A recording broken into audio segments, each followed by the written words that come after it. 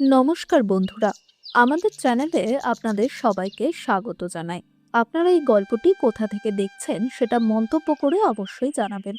গল্পটি ভালো লাগলে ভিডিওটি লাইক শেয়ার করুন এবং চ্যানেলটি সাবস্ক্রাইব করতে ভুলবেন না। চলুন তাহলে গল্পে যাওয়া যাক। বৌমা, এখন একটু কিছু খেতে দাও, সকাল থেকে খাবারও দাওনি। রামযতন বাবু তার ঘরে বিশ্রাম নেওয়া বৌমা নেহাকে ডেকে বললেন। নেহা বিরক্ত মুখে জবাব দিল, দেখতে পাচ্ছেন না আমার শরীর খারাপ, এখান থেকে যান, বিকেল 4টে খাবার বানালে তখন দেব। রামযতন বাবুর চোখে জল ছলছল করে উঠল। সকাল থেকে বেচারা বৌমার বলা সব কাজ করেছিলেন একে একে। বৌমা বলেছিল সব কাজ শেষ করলে দুপুরে গরম ভাত ডাল খেতে পাবেন, কিন্তু দুপুর গড়িয়ে বিকেল হলেও সেই প্রতিশ্রুতি দেখা নেই। কত পুরনো কথা মনে পড়ে গেল। সেসব স্মৃতি মনে করে শুকনো চোখে একটা আর্দ্রতার পর্দা নেমে এলো। তিনি ধীরে ধীরে বাইরে গিয়ে দরজার সামনে বসে পড়লেন। গ্রাম ছেড়ে এই শহরে আসার পর থেকে কোনো দিন আপনজনের ছোঁয়া পাননি। কত আনন্দ নিয়ে গ্রাম ছেড়েছিলেন। ভেবেছিলেন ছেলে বৌমার সঙ্গে থাকবেন, হাসি খুশিতে দিন কাটবে। বন্ধুদের বিদায় জানানোর সময় বলেছিলেন এবার ছেলের কাছে থাকব, কিন্তু এই দিন যে দেখতে হবে স্বপ্নেও ভাবেননি। ক্ষুধায় প্রাণ যেন বেরিয়ে আসছিল, কিন্তু কি খাবেন, পকেটে একটা পয়সাও নেই। ভাবতে ভাবতে পাশের বাড়ির পিঙ্কি মেয়ের দরজার সামনে গিয়ে বসে পড়লেন।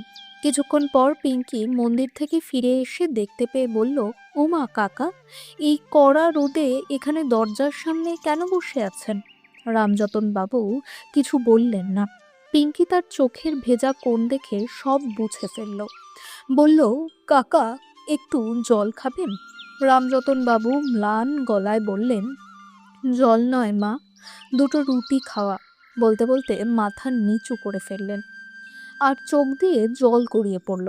পিঙ্কি দৌড়ে রান্নাঘরে গেল, থালায় রুটি ডাল তরকারি নিয়ে এলো। থালার সামনে রাখতেই ক্ষুধার যন্ত্রণায় বিবশ রামযতন বাবু ভাবার শক্তিটুকুও হারিয়ে ফেলেছিলেন। কিছুক্ষণের মধ্যে থালা একদম পরিষ্কার হয়ে গেল। সকাল থেকে অনাহারে থাকা রামযতন বাবু এতক্ষণে তৃপ্ত হলেন। পিঙ্কির সামনে 2 হাত জোর করে বললেন, তোমাকে অনেক অনেক ধন্যবাদ মা। পিঙ্কি বলল, আরে কাকা, এ কি করছে? আপনি তো আমার বাবার মতো, যখনই খিদে পাবে চলে আসবেন, আর আপনার সঙ্গে পিঙ্কুও কত খুশি থাকে। রামযতন বাবু বললেন, মা, তুমি সেদিন বলেছিলে না যে তোমার বাগান পরিষ্কার করে দিই আর পিঙ্কির সঙ্গে একটু সময় কাটাই, ওর ভালো লাগবে। পিঙ্কি বলল, হ্যাঁ কাকা, কিন্তু সেদিন আপনি না করে দিলেন, তাই আর কিছু বলিনি। রামযতন বাবু বললেন, হ্যাঁ মা, কিন্তু এখন আমি ওই কাজ করতে চাই। তবে আমার ছেলে বৌমাকে একথা বলো না, বললে ওরা কি করবে জানি না। ছোট ছেলে শুধু এটুকুই জানে যে দাদা বৌদি বাবার খুব যত্ন নেয়। এরপর থেকে এটাই রামযতন বাবুর রোজকার নিয়ম হয়ে গেল। সকাল সকাল বেরিয়ে পড়তেন, পিঙ্কির বাগান পরিষ্কার করতেন, একটু পিঙ্কুর সঙ্গে খেলতেন, তারপর ফিরে আসতেন। বৌমার চোখ এড়িয়ে আসা যাওয়া করতেন। পিঙ্কি যা খেতে দিত তা খেতে, আর বাকিটুকু পকেটে ভরে আলমারিতে রেখে দিতেন। ক্ষুধা পেলে চুপচাপ বৌমার অজান্তে খেয়ে নিতেন। একদিন রামযতন বাবু পিঙ্কির বাগান পরিষ্কার করতে যাচ্ছেন, এমন সময় হঠাৎ তার ছোট ছেলে অমিত তার সঙ্গে দেখা করতে এসে পড়ল। পথে পিঙ্কির বাগানে বাবাকে ঝাড়ু দিতে দেখে তার পায়ের নিচ থেকে মাটি সরে গেল। বিশ্বাসই হচ্ছিল না যে তার বাবা একজন কাজের লোকের মতো অন্যের বাড়িতে কাজ করছে। বাবা, আপনি এখানে? রামযতন বাবু চোখ তুলে ছেলেকে দেখা মাত্র হাত থেকে ঝাড়ু খসে মাটিতে পড়ে গেল। চোখের কোণ ভিজে গেল। অমিত দৌড়ে বাবাকে জড়িয়ে ধরল। বাবা, আপনার এই অবস্থা কিভাবে হলো? ছেলের মুখে এই কথা শুনতেই রামযতন বাবু ছোট শিশুর মতো ফুপিয়ে ফুপিয়ে কাঁদতে লাগলেন। অমিত বলল, বাবা, যতবার জিজ্ঞেস করেছি ততবারই বলেছেন বৌদি আপনার খুব যত্ন নেয়, কিন্তু এখানে তো কিছুই সেরকম দেখছি না।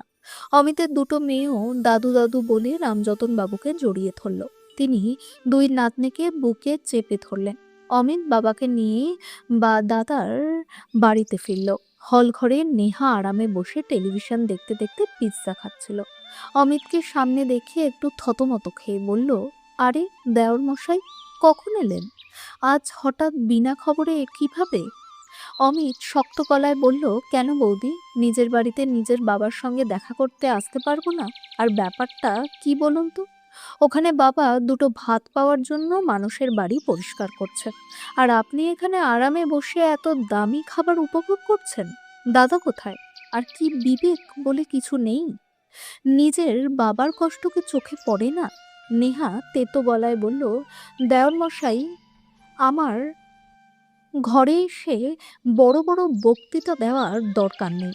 নিজের বাবার এত চিন্তা হলে এই বুড়োকে এখান থেকে নিয়ে যান না। কেন?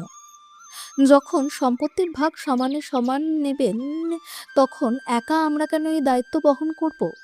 অমিত রাগে গলা উঁচিয়ে বলল, সাবধান বৌদি, আমার বাবাকে যদি বোঝা বলেন তাহলে খুব খারাপ হবে।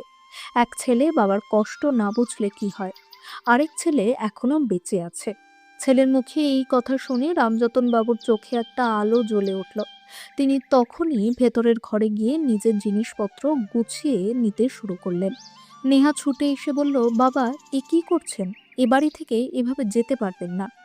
রামযতন বাবু বৌমার হাত সরিয়ে দিয়ে বললেন, তুমি কে আমাকে আটকানোর? এই বাড়িতে আমি এক মুহূর্তও আর থাকবো না। এটুকু বলেই ছোট ছেলের সঙ্গে বেরিয়ে পড়লেন। নেহা মাথায় হাত দিয়ে দরজার কাছে বসে পড়ল এবং ভয়ে সমিতকে ফোন করতে লাগলো।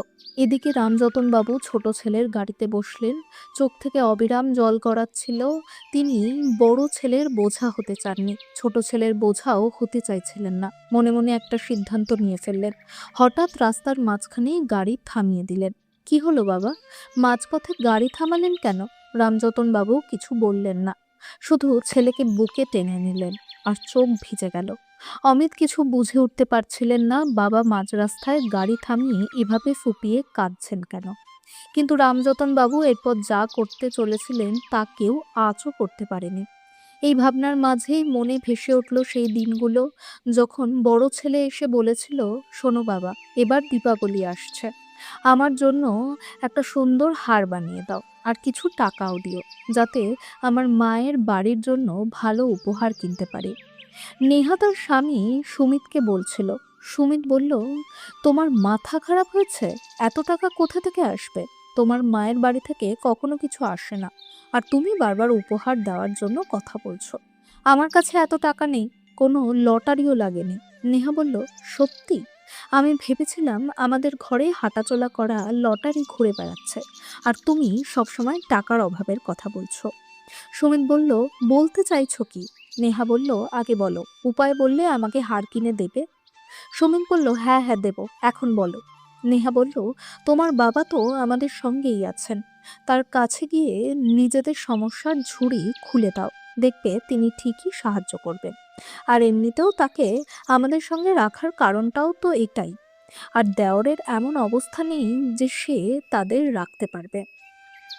আর এখন তো তোমার মাও নেই যে টাকা পয়সার হিসেব রাখবে। কি বলো? সুমিত হেসে বলল, বাহ, কি মাথা পেয়েছো তুমি, এখন এটাই করব।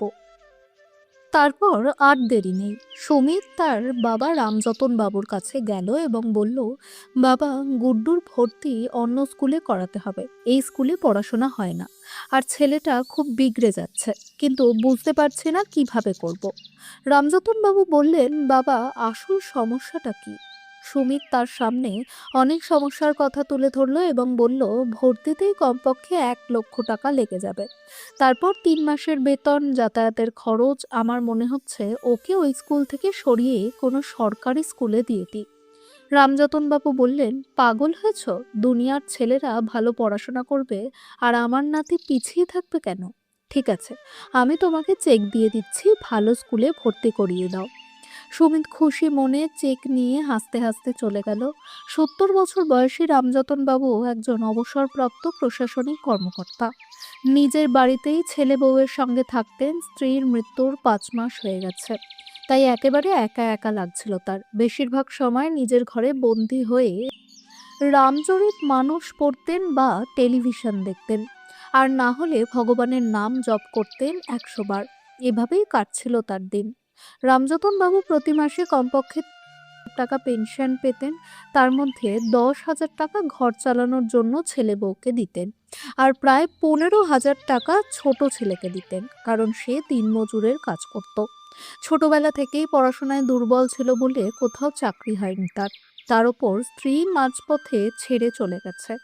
বেচারা একদিকে ছেলে মেয়ের দেখাশোনা করে, অন্যদিকে কাজও সামলায়। তার ২টি মেয়েও ছিল।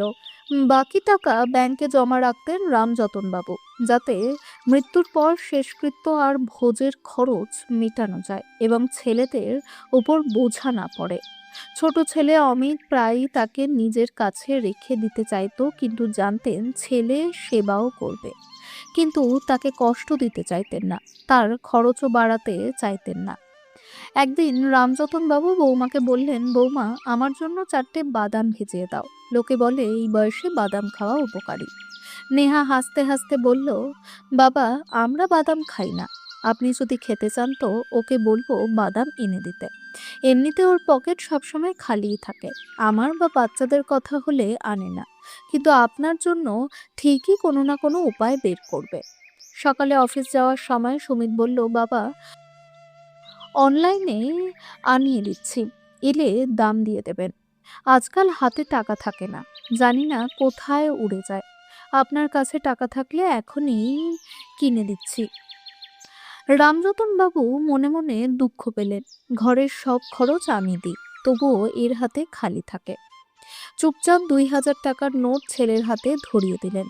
সুমিত আর নেহা তার দেখাশোনায় অনেক কমতি রাখত, তবে একসঙ্গে থাকার সুবাদে ছোটখাটো বিষয়গুলো তিনি মেনে নিতেন। কিন্তু একটা ব্যাপার তাকে বড় কষ্ট দিত। ছেলে প্রায়ই বাইরের খরচের জন্যই তার কাছে হাত পাতত, আর নিজের প্রয়োজনে কিছু আনতে বললে সেই ফাঁকেই টাকা চেয়ে নিত। একদিন তিনি পুরনো বন্ধু মোহনবাবুর সঙ্গে কথা বলছিলেন। এত বড় অঙ্কের টাকা দিই, তবুও এরা টাকার কি লোভী। কি করব, থাকতে তো ওদের সঙ্গেই হবে, তাই বিষ গিলে চুপ করে থাকে। মোহনবাবু বললেন, না বন্ধু, এমন ছেলেদের স্বভাব কখনো যায় না। সে তোমাকে বাবার চোখে দেখছে না, লোভের জন্য তোমার সঙ্গে আছে। দেখো, একদিন না একদিন তার লোভ সামনে এসে যাবে। ভালো হয় নিজের জন্য কোনো সিদ্ধান্ত নাও। একদিন রামযতন বাবুর চশমা ভেঙে গেল। তিনি সুমিতকে বললেন, বাবা, আমার চশমাটা বানিয়ে এনে দাও। এটা ছাড়া পত্রিকা পড়তে পারি না, আর রাত হলে প্রায় কিছুই দেখতে পাই না। সুমিত বলল, বাবা, আজ একটু সময় নেই। তখনই নেহা সুমিতকে ঘরে ডেকে বলল, মনে নেই, আজ দামি মোবাইলের জন্য যেতে হবে।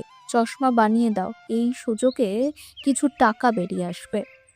সুমিত সঙ্গে সঙ্গে বাবার কাছে ছুটে এসে বলল, আরে বাবা, সময় থাকুক বা না থাকুক, আপনি বলেছেন তো সময় বের করে নেবই, এবং চশমা নিয়ে চলে গেল। রামযতন বাবু অবাক হয়ে গেলেন। এইমাত্র না করছিল, আর বৌমার একটা কথাতেই রাজি হয়ে গেল। সন্ধ্যায় ছেলে চশমা বানিয়ে ফিরল, চশমার সঙ্গে ৫,০০০ টাকার বিল ধরিয়ে দিল। ছেলের এই কূট বুদ্ধি দেখে তার চোখের কোণ ভিজে উঠল, তবুও কিছু বললেন না। চুপচাপ ৫,০০০ টাকার চেক ছেলের হাতে দিয়ে নিজের ঘরে চলে গেলেন। স্ত্রীর ছবির সামনে বসে বললেন, দেখছো তো, নিজের বাবার সঙ্গেই প্রতারণা করছে। তুমি চলে যাওয়ার পর সবাই আমাকে অবুঝ ভাবতে শুরু করেছে। যে আসে সে আমাকে ঠকিয়ে চলে যায়। এখন বলো, এটা কি ক্ষমা করা যায়? তুমি থাকলে কি ক্ষমা করতে পারতে? রামযতন বাবু বিষণ্ণ মনে বসে আছেন। এমন সময় তার ১৫ বছরের নাতি দৌড়ে এলো। দাদু, এই দেখুন আমার নতুন মোবাইল, এই মাত্র বাবা কিনে এনেছেন। সুন্দর না? আমার বাবার কাছে অনেক টাকা আছে, মা যা চায় তাই এনে দেন। রামযতন বাবু বললেন, সকালে তো তোমার বাবা বলছিলেন পকেটে টাকা নেই। নাতি বলল, আরে দাদু, আমার মোবাইলের জন্য কিছু টাকা কম পড়ছিল। মা বলল আপনার চশমা বানিয়ে দাও, চশমার বিলে কিছু টাকা জুড়ে দেব, তাতেই আমার মোবাইল হয়ে গেল। নাতির কথা শুনে তিনি স্তব্ধ হয়ে রইলেন। ফিরে এসে তিনি মোবাইল ফোনটি উল্টে পাল্টে দেখতে লাগলেন। হঠাৎই তার চোখ পড়ল প্যাকেটের গায়ে লেখা দামের ওপর। বিস্ময়ে তার চোখ বড় হয়ে গেল। মোবাইলটির দাম লেখা ছিল ৯,৯৯৯ টাকা। হঠাৎ তার নজর পড়ল মোবাইলের প্যাকেটের ভেতরে রাখা নিজের চশমার রশিদে। সেখানে মোট দাম লেখা ছিল 0 টাকা। এবার তো তার মাথায় যেন আকাশ ভেঙে পড়ল। নিজের বাড়িতেই তার ছেলে তাকে ঠকাচ্ছে, এই ভাবনায় তিনি নিজেরই লালন পালনকে দোষ দিতে লাগলেন। যে চশমার দাম প্রায় কিছুই নয়, সেটাই সুমিত 11,000 টাকা বলে দেখিয়েছে, আর বাকি টাকাটা নিজের পকেটে পুরে নিয়েছে। রামযতন বাবুর মন খুব অস্থির হয়ে উঠল। তিনি মোহনবাবুকে ফোন করে সব ঘটনা খুলে বলল। মোহনবাবু বললেন, বন্ধু, তোমার ছেলে নিজের ব্যক্তিগত কাজেও তোমাকেই ব্যবহার করে, আর একটা ছোট বাচ্চাকে এত দামি ফোন দেওয়ার কি দরকার ছিল? রামযতন বাবু বললেন, আমি বুঝতে পারি না, এত টাকা দিই তবুও আমার সঙ্গে প্রতারণা কেন করে। আমি যদি মরে যাই, এই টাকাগুলো তো ওদেরই হবে। আমি কি টাকা সঙ্গে করে নিয়ে যাব? সবই তো ওদের দিয়ে দিচ্ছি। ও যা রোজগার করে তাতে তো তার নিজের খরচও হয় না। মাসের খরচ আমি দিই, তবুও সে আমাকে ঠকায়। শেষমেশ কার কথা শুনে? সন্ধ্যায় তার এক দূর সম্পর্কের ভাই দেখা করতে এলেন, কিন্তু ছেলের দ্বারা প্রতারিত হওয়ার কষ্টে তিনি ভীষণ ভেঙে পড়েছিলেন। ঠিক তখনই সুমিত এসে বলল, বাবা, দেখেছেন তো আপনার নাতির ফোন? ও আর নেহা এত জেদ করছিল সব বন্ধুর কাছে আইফোন আছে। কাকাবাবু, আমাদের সময় তো বাবা একটা ঠিকঠাক ঘড়িও দেননি, আর এখন নাতিকে আইফোন দিতে হচ্ছে। ভাবুন তো কিভাবে নিজের খাওয়া দাওয়া কমিয়ে সব খরচ সামলাচ্ছি। সত্যি বলতে কি, খরচের আর শেষ নেই। বাবার বাদাম, ফল, ওষুধ, কত কি। রামযতন বাবু কিছুই বললেন না। নিজের ছেলের কাছেই প্রতারিত হওয়ার বেদনা তাকে ভিতর থেকে ভেঙে দিচ্ছিল। সবকিছু দেখেও চুপ করে থাকা, এটাই ছিল তার ভালো মানসিকতার পরিচয়, আর সেই সঙ্গে অসহায়তার চরম অবস্থা। এই নীরবতাই তার একাকিত্বকে আরো স্পষ্ট করে তুলছিল। কিছুক্ষণ পরে তার ভাই চলে গেলেন। ওদিকে মোহনবাবু রামযতন বাবুকে নিয়ে খুব চিন্তিত ছিলেন। তিনি আবার ফোন করে বললেন, এই নির্দয়তা আজকাল প্রায় সব ভারতীয় পরিবারেই দেখা যাচ্ছে। বয়স্ক মা বাবার টাকাই পুরো সংসার চলে, তবুও আত্মীয়দের সামনে বড়াই করে বলে, আমরা নাকি বাবা মাকে নিজের কাছে রাখছি, খাওয়াচ্ছি, ওষুধ কিনে দিচ্ছি, অথচ আসলে তাদের কাছ থেকেই টাকা আদায় করে সব খরচ চালানো হয়। রামযতন বাবু অবাক হয়ে গেলেন, কারণ অনেক দিন আগেই সুমিত প্রায় একই কথা বলেছিল। তিনি বললেন, তুমি এত কষ্টের সঙ্গে এসব কথা কিভাবে বলতে পারো? মোহনবাবু হেসে বললেন, বন্ধু, আমি নিজেও এসব ভোগ করেছি, তবে আমি সেই অবস্থাকে মেনে নিইনি। কিভাবে? রামযতনবাবু জানতে চাইলেন। মোহনবাবু বললেন, কোথাও না কোথাও আমরা বয়স্ক দম্পতিরা নিজের বাড়িতেই ছেলে বৌমার কাছে অবহেলা আর উপেক্ষার শিকার হই। আমিও হয়েছিলাম। বাসি শুকনো খাবার খেয়ে থাকতে হতো, কিন্তু তারা বোঝে না বৃদ্ধ মানুষটা আসলে একটা শিশুর মতো। আমাদেরও শিশুদের মতো যত্ন আর স্নেহের দরকার হয়। আজকের প্রজন্ম সেটা বোঝে না বলেই আমি সন্তানদের সঙ্গে থাকতে অস্বীকার করেছি। আজকাল ছেলে বৌমারা মা বাবাকে বোঝা ছাড়া কিছুই মনে করে না। রামযতন বাবু জিজ্ঞেস করলেন, আপনার বৌমাও কি আপনার সঙ্গে খারাপ ব্যবহার করত? তার কথাতেই কি আপনার ছেলে এমন করত? মোহনবাবু বললেন, বন্ধু, ভালো ছেলে বৌমা পাওয়া ভাগ্যের ব্যাপার। আমাদের সেই ভাগ্য ছিল না। আর শুধু বৌমাকে দোষ দিলেই হবে না, ছেলেও কম দোষী নয়। আজকের ছেলে নিজের স্ত্রীকে ভরসা করে বাবা মাকে রেখে অফিসে চলে যায়, ফিরে এসে তাদের খোঁজও নেয় না, বরং প্রতিটি ব্যাপারে স্ত্রীর কথাই মেনে চলে। রামযতনবাবু বললেন, তাহলে এর উপায় কি? মোহনবাবু বললেন, আমি উপায় খুঁজে পেয়েছি। কি উপায়? তিনি জানতে চাইলেন। মোহনবাবু বললেন, আমি বৃদ্ধাশ্রমে চলে যাচ্ছি। আজকের সময়ে বৃদ্ধাশ্রম একরকম প্রয়োজনীয় হয়ে উঠেছে। অনেক ছেলে মেয়ে বিদেশে থাকে, ফলে বয়স্ক দম্পতিরা একা হয়ে পড়ে। তখন সমবয়সী সঙ্গীর প্রয়োজন হয়, বিশেষ করে বিধবা বা আমাদের মতো বিধুরদের জন্য, যেখানে গিয়ে সমবয়সীদের সঙ্গে সুখ দুঃখ ভাগ করে নেওয়া যায়। নিজের ছেলের কাছে প্রতারিত হওয়ার চেয়ে এটা অনেক ভালো বিকল্প। বৃদ্ধাশ্রমে গিয়ে নিজের টাকায় দরিদ্র বৃদ্ধদের সাহায্য করা, যাদের সন্তানরা তাদের ছেড়ে চলে গেছে। এতে কি ভুল আছে? রামযতনবাবু বললেন, বন্ধু, তুমি তো আমার চোখ খুলে দিলে। আমি এখানে সন্তানদের অযৌক্তিক ইচ্ছাগুলোও পূরণ করছি, আর তার বদলে প্রতারিত হচ্ছি। তবুও তাদের খুশির জন্য কিছু বলি না, অথচ নিজের বাড়িতেই সম্মান আর ভালোবাসা না পেলে এই বাড়ি ছেড়ে দেওয়াই ভালো। কিন্তু রামযতনবাবুর চোখের সমস্যা দিন দিন বেড়েই চলছিল। দিনের বেলাতেও তিনি ঠিক মতো দেখতে পাচ্ছিলেন না। একদিন তিনি বললেন, বাবা সুমিত, তোমার সঙ্গে আমার কিছু জরুরি কথা আছে। সুমিত বলল, এখন না বাবা, আমার সময় নেই, অফিস থেকে ফিরে কথা বলবো। রামযতন বাবু মনে মনে ভাবলেন, যখন টাকা লাগে তখন তো সময় বের হয়ে যায়, আর আজ আমার কথা শোনার সময় নেই। তিনি বৌমা নেহাকে বললেন, বৌমা, তুমি কি আমাকে ডাক্তারের কাছে নিয়ে যেতে পারবে? আমি ঠিকমতো দেখতে পাচ্ছি না, মনে হচ্ছে চোখের চিকিৎসা করাতে হবে। নেহা বলল, ওহ বাবা, এতে তো অনেক খরচ হয়ে যাবে। সব টাকা যদি আপনার ওপরই খরচ হয়ে যায়, তাহলে ঘরের খরচ কিভাবে চলবে? আর বাবা, আপনাকে আবার কোন অফিসে যেতে হয়? আপনি তো সারাদিন বাড়িতেই থাকেন, খাওয়া আর ঘুমানো ছাড়া আপনার আর কোনো কাজ নেই। তাহলে এত খরচ করার কি দরকার? এত কথা বলে নেহা সেখান থেকে চলে গেল। ছেলেটি যখন সব কথা জানলো তখন বলল, বাবা, আপনি আগে কেন বলেননি যে আপনার দেখতে এত সমস্যা হচ্ছে? চলুন, আমি আপনাকে ডাক্তারের কাছে নিয়ে যাই।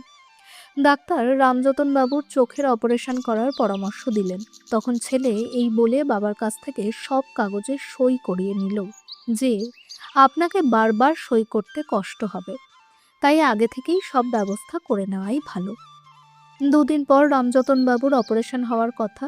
সকালে তিনি প্রস্তুত হচ্ছিলেন, ঠিক তখনই ছেলে এসে বলল, বাবা, একটু আগে ডাক্তারের ফোন এসেছিল, তার স্ত্রীর মৃত্যু হয়েছে, তাই তিনি আগামী 15 দিন শহরে থাকবেন না, কয়েকদিন অপেক্ষা করতে হবে, তারপর আর কোনো সমস্যা হবে না। এত বলে সে চলে গেল। রামযতন বাবুর অবস্থা দিন দিন আরো খারাপ হতে লাগলো। না ঠিকমতো খাওয়া দাওয়া হচ্ছিল, না ওষুধের খোঁজ নেওয়া হচ্ছিল। শেষমেশ তিনি লোকের বাড়ি আর পার্কে পরিষ্কার পরিচ্ছন্নতার কাজ নিয়ে নিলেন। বেচারা ভোরবেলা ছেলে বৌমার চোখ এড়িয়ে কাজ করে নিজের পেট চালাতেন। একদিন ছোট ছেলে এই অবস্থা দেখে চোখের জল সামলাতে পারল না। রামযতন বাবু চিন্তা থেকে বেরিয়ে নিজের ঘরে গেলেন এবং জিনিসপত্র গুছোতে লাগলেন। ঠিক তখন নেহা এসে বলল, বাবা, কোথায় যাচ্ছেন? দেখুন, মাসের 1 তারিখ হয়ে গেছে, আর আপনার ছেলে আমাকে ঘরের খরচের জন্য টাকা দেয়নি। আপনার কাছে যদি কিছু টাকা থাকে তাহলে দিন। কাজের লোক, দুধওয়ালা, সবাইকে টাকা দিতে হবে। দুধ না এলে আপনি চা খাবেন কিভাবে? রামযতন বাবু শান্তভাবে বললেন, বৌমা, আমি চা খাওয়া ছেড়ে দিয়েছি। সুমিত যখন অফিস থেকে ফিরবে তার কাছ থেকেই টাকা নিয়ে নিও, আমার কাছে কোনো টাকা নেই। এত বলে তিনি আবার জিনিসপত্র গুছোতে লাগলেন। নেহা অবাক হয়ে বলল, আপনি জিনিসপত্র গুছোচ্ছেন কেন? কোথায় যাচ্ছেন? তিনি বললেন, এখন আর এই বাড়িতে আমার মন লাগে না, তাই আমি অন্য কোথাও থাকার ব্যবস্থা করে নিয়েছি। তোমার ভাই আমাকে ফোন করে সব জানিয়েছে। যাই হোক, তোমাদেরও বলে দিচ্ছি, 2 মাস সময় আছে। এই সময়ের মধ্যে তোমরা নিজেদের জন্য অন্য বাড়ি দেখে নাও, কারণ এরপর এই বাড়ির নতুন মালিক এখানেই এসে থাকবে। নেহা রেগে বলল, আপনি এমন করতে পারেন না, এই বাড়ি তো আমাদেরও। তিনি দৃঢ়ভাবে বললেন, কে বলেছে? এই বাড়ি আমি নিজের টাকায় বানিয়েছি, তাই আমি এটাকে বিক্রি করার সিদ্ধান্ত নিয়েছি, আর আমার সিদ্ধান্ত এখন আর কেউ বদলাতে পারবে না। এত বলে তিনি নিজের সব জিনিসপত্র নিয়ে নিলেন, স্ত্রীর ছবিটা হাতে নিলেন এবং ছোট্ট ছেলেকে নিয়ে বাড়ি থেকে বেরিয়ে গেলেন। পেছন থেকে নেহা ডাকতে থাকলো, কিন্তু তিনি একবারও ফিরে তাকালেন না। রামযতন বাবু একটি বৃদ্ধাশ্রমের সামনে গিয়ে ছেলেকে বললেন, বাবা, আমাকে এখানেই নামিয়ে দাও, এটাই আমার গন্তব্য। ছেলে অবাক হয়ে বলল, কিন্তু বাবা, আপনি তো আমার সঙ্গে যাওয়ার কথা ছিল। আপনি কি আপনার ছেলের ওপর বিশ্বাস করেন না? আমি আপনার ভালোভাবেই দেখাশোনা করব। রামযতন বাবু মৃদু হেসে বললেন, বাবা, আমি তোমার ওপর বোঝা হতে চাই না, শুধু প্রতি মাসে তুমি আমার সঙ্গে দেখা করতে এসো, আর কোনো জেদ করবে না, তোমাকে আমার কাসাম। বাবার মুখে এমন কথা শুনে ছেলের চোখ ভিজে গেল। সে বাবাকে নিয়ে ভেতরে গেল, যেখানে মোহনবাবু আগেই ছিলেন। ছেলে বলল, কাকাবাবু, আমার বাবার খেয়াল রাখবেন, আমি খুব শিগগিরই তাকে নিতে ফিরে আসব। চোখে জল নিয়ে সে বাবাকে জড়িয়ে ধরল এবং ভারী পায়ে সেখান থেকে চলে গেল। এদিকে নেহা তাড়াতাড়ি সুমিতকে ফোন করে সব কথা জানালো। সুমিত অফিস থেকে দৌড়ে বাড়ি ফিরে বাবাকে ফোন করলো এবং বলল, আপনি এমন করতে পারেন কিভাবে? আগে বলুন, আপনি কোথায় আছেন? আমি এখনই আসছি। রামযতন বাবু বললেন, দেখা করে কোনো লাভ হবে না, তবুও যদি আসতে চাও আমি ঠিকানা দিয়ে দিচ্ছি। তিনি ঠিকানা পাঠিয়ে দিলেন। কিছুক্ষণের মধ্যেই সুমিত বৃদ্ধাশ্রমে পৌঁছলো। সেখানে দেখলো রামযতন বাবু অন্য বয়স্কদের সঙ্গে হাসি আনন্দে সময় কাটাচ্ছেন। সুমিত রাগ করে বলল, আমাদের সমস্যায় ফেলে আপনি এখানে এত আনন্দ করছেন? আমাদের সঙ্গে এমন প্রতারণা কেন করলেন? রামযতন বাবু মোহনবাবুর দিকে তাকিয়ে বললেন, শুনছেন তো মোহনবাবু, আমি নাকি প্রতারণা করেছি। যে ছেলে প্রতি মাসে আমাকে ঠকিয়েছে সে আজ আমাকে প্রশ্ন করছে। তিনি আরো বললেন, লজ্জা করে না? নিজের দিকে একবার তাকাও। প্রতি মাসে কোনো না কোনো অজুহাতে তুমি তোমার বাবাকে ঠকিয়েছ। যদি হিসেব করতে বসি তোমার ওপরই ঋণ চাপবে। তাই যাও, 2 মাস সময় আছে, জিনিসপত্র গুছিয়ে আমার বাড়ি খালি করো। সুমিত বারবার জানতে চাইলে রামযতন বাবু সবার সামনে তার সমস্ত কুকীর্তি ফাঁস করে দিলেন। লজ্জায় সুমিতের মাথা নিচু হয়ে গেল। রামযতন বাবু আশ্রমের ম্যানেজারকে বললেন, এই লোকটা যদি আবার এখানে আসে তাহলে তাকে গেট থেকেই বের করে দেবেন। 2 মাস পর সত্যি তাদের বাড়ি ছেড়ে দিতে হলো।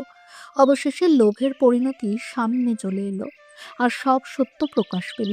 পিঙ্কি যখন জানতে পারল যে রামযতন বাবু বৃদ্ধাশ্রমে চলে গেছেন, তখন সে খুব কষ্ট পেল।